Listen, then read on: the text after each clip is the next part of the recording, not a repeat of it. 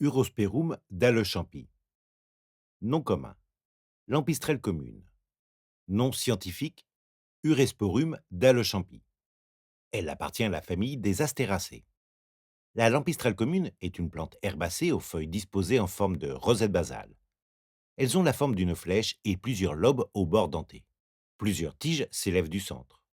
Au bout de chacune, un réceptacle abrite les fleurs de couleur jaune clair. Les tiges et les feuilles sont duveteuses. Elles poussent dans les champs de culture, les bords de route et les endroits altérés. Elles préfèrent les zones ensoleillées et bien drainées, ainsi que les sols calcaires. Elle est très résistante à la sécheresse. Elle est riche en fer, calcium, potassium et fibres. Elle contient également des vitamines A, E et K. Elle est utilisée comme antioxydant, anti-inflammatoire, analgésique et antipyrétique. De plus, c'est une plante digestive, protectrice du foie et antibactérienne. Les feuilles se consomment crues en salade ou cuites avec du riz ou d'autres légumes. On peut également en faire des soupes ou les farcir.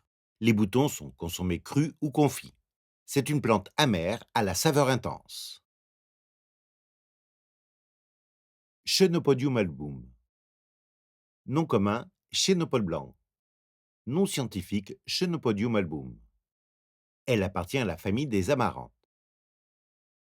Le chénopode blanc est une plante annuelle de 10 à 150 cm de haut. La tige peut atteindre jusqu'à 5 cm de diamètre et est recouverte d'une pilosité farineuse et grisâtre. Les fleurs ont une forme de losange et sont vertes, sauf à la fin de l'été, où elles prennent une teinte rougeâtre. Les fleurs sont petites, grandes et vert grisâtres. Elles poussent dans les zones agricoles et bien qu'elles s'adaptent aux environnements secs, elles poussent mieux là où il y a de l'eau. Elle est riche en protéines, lipides, hydrates de carbone et minéraux. Elle est diurétique, laxative et sédative. Elle peut prévenir les lésions du foie et possède des propriétés antiparasitaires.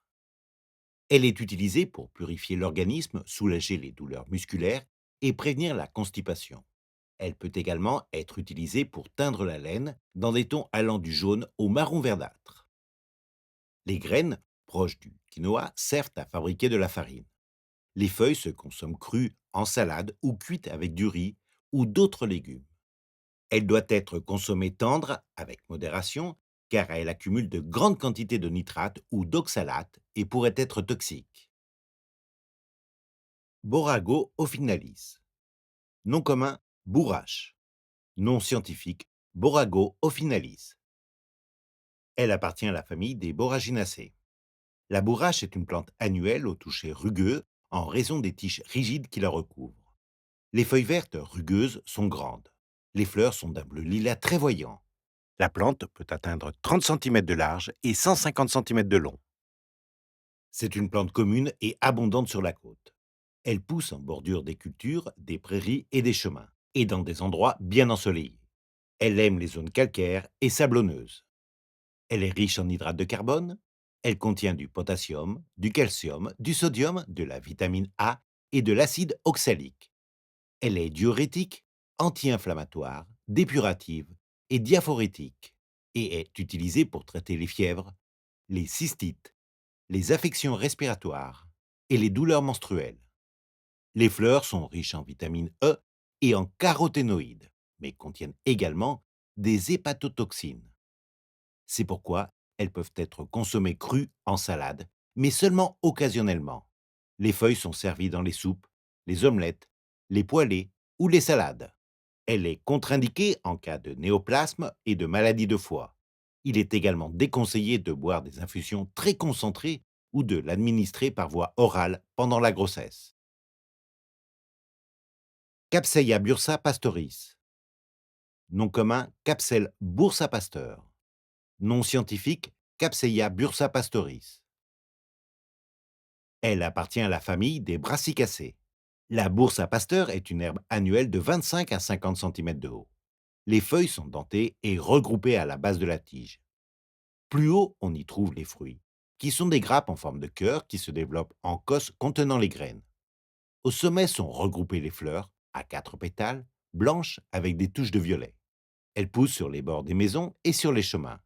Elles s'adaptent bien à différents sols et tolère une salinité modérée.